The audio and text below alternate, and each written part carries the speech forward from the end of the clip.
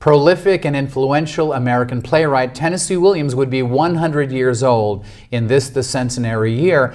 Joining me in this literary edition of Breaking Through is Dr. Zander Brietzke. Is Tennessee Williams an appropriate subject for a talk show called Breaking Through?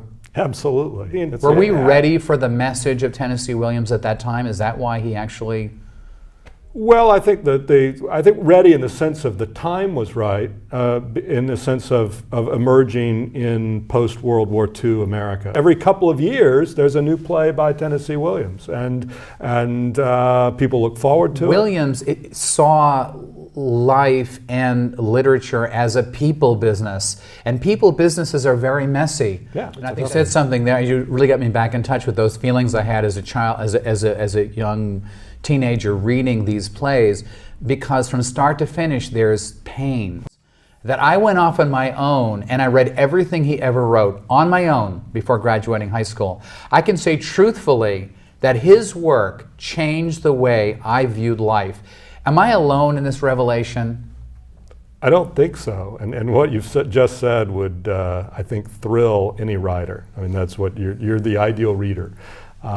But no, I think his work has reached a lot of people the same way. I see it in the students I teach. Zander, which of the works are the most important and compelling in your view?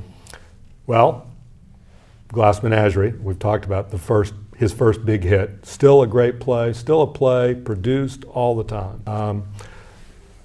Streetcar Named Desire is probably, I think, his best play. Even in the era of sensationalism, you still find the themes disturbing in that work. I think it's a very disturbing play, and it's a very disturbing play to teach in class. Mm-hmm. It's a play in which, in any given, that really breaks down along gender lines, and there is, the play culminates in a very brutal rape. Critics loved the early work, both for the stage and for the film, but they seemed as committed to hating him. In fact, some say that's what killed him. Yeah. When he tried his hand at other subjects and approaches, the legendary flops of the 60s and 70s included. But I don't think it's fair to say that the critics killed him.